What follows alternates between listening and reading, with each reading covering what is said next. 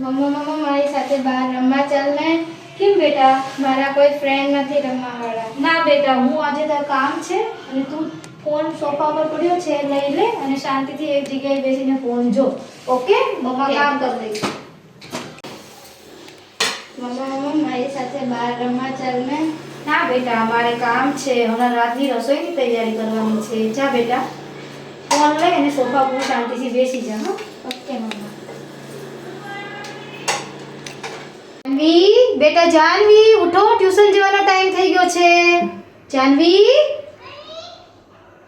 ઉઠો બેટા.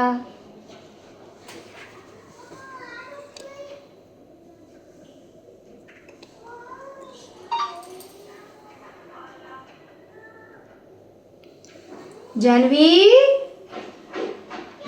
જાનવી, ફોન મૂક જાનવી. બેટા ટ્યુશન જવાનો ટાઈમ થઈ ગયો. આખો દિવસ ફોન ફોન ફોન. મૂક ફોન અને ટ્યુશન જા બેટા.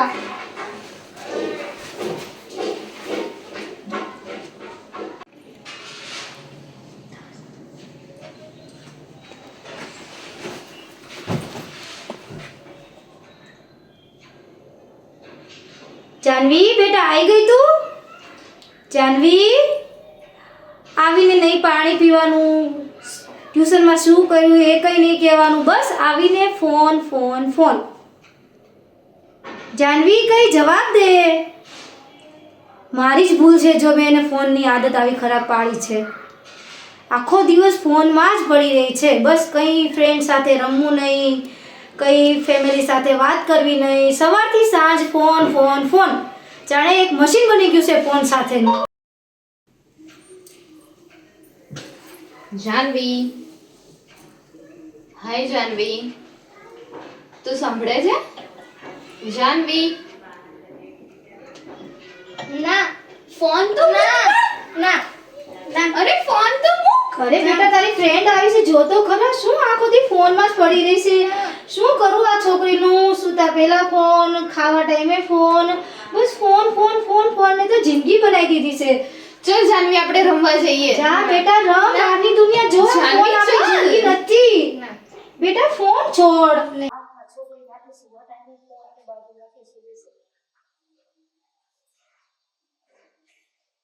હા બેટા, મને કોઈ દેખાતું નથી.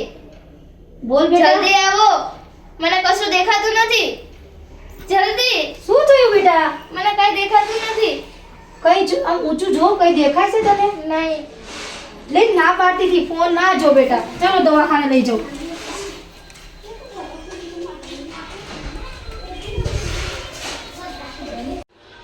ડોક્ટર, અમારી બેબી છે જેને કાલ સુધી નોર્મલ હતું, પણ આજે સવારમાં ઉઠીને ત્યારથી તેને દેખાતું નથી. એને કહે છે મમ્મી મને ધૂંધળું ધૂંધળું બધું લાગે છે. જોઈ લો. અને હા, એને મોબાઈલમાં ખૂબ જ આદત પડી ગઈ છે. સવાર સાંજ ખાતા પીતા ઉઠતા બેઠતા બસ મોબાઈલ જ મોબાઈલ. ચશ્મા કાઢી દો.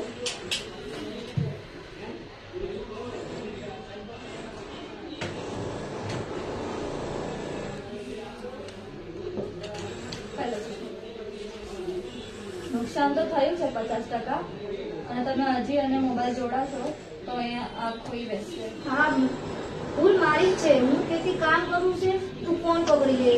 એના ચક્કરમાં એને મોબાઈલનો એક નશો થઈ ગયો છે. આદત એવી થઈ ગઈ છે ને કે મોબાઈલ સિવાય રહી જ નથી શકતી. મને મારવા લાગે છે મોબાઈલ ખેંચી લો હાથમાં દીધો. તમે મોબાઈલથી દૂર રાખો. અમારા કેટલા એવા કેસીસ બન્યા છે કે એમના પેરેન્ટ્સ પોતાના ચાઇલ્ડને બચાવી નહીં શક્યા. કેમ કે એમની ભૂલ હતી. એમને મોબાઈલનો દુરુપયોગ કરે છે, બધું થતું રહે છે. બટ તમને લિમિટમાં રાખો. છોકરાઓ જોડે એક્ટિવિટીઝ કરાવો. બહુ બધી એક્ટિવિટીઝથી મોબાઈલ વગર થઈ શકે છે. અમે ડૉક્ટર છીએ, અમારું કામ છે એડવાઇસ આપવું, પછી તમારી મરજી. હું દવા લખી આપું છું, એનાથી તમે ડીપમાં બતાવવા આવી જજો. એને મોબાઈલ વધારે પડતું નહીં જોવડાવવાનું. આ સવાર સાંજ 2 ટીપા અને આમાંથી એક ગોળી આપી દેજો. ભૂખ્યા પેટે કે હા, જમ્યા પછી. અને મોબાઈલ સહેજે નહીં આપતા એને, કેમ કે જો હવે આ દવા પૂરી થઈ જશે પછી ચેક કરાવવા આવી જશો. સારું નહીં થાય અને મોબાઈલ જોયા કરશે તો તમે પોતાના બાળકની આંખો નહીં બચાવી શકો. એવું કહું છું હું. તો મારી બેસ્ટ એડવાઇસ છે કે તમે પોતાના બાળકને એક્સરસાઇઝ કરાવો, સારી એક્ટિવિટીઝ બહુ બધી છે, ફરો હરો, રમો રમત રમો, પોતાના બાળકને ટાઈમ સ્પેન્ડ કરો તમે. કામના ચક્કરમાં મેં એ તમારો વિષય છે, અમારું કામ છે એડવાઇસ આપવાનું. મોબાઈલ એક બાળક માટે આમ સાધન યંત્ર બની ગયું છે કે બધું જ કરી શકીએ છીએ. મોબાઈલ પર જ છોકરાઓ ડિપેન્ડ રહી શક્યા છે. મોબાઈલ પર ડિપેન્ડ ના રહેવાય ને. થોડું પેરેન્ટ્સ બી તમે ધ્યાન આપો. અમારે 500 થી વધારે કેસ આવ્યા છે, અમે જોયા છે, એટલે અમને ખબર હોય.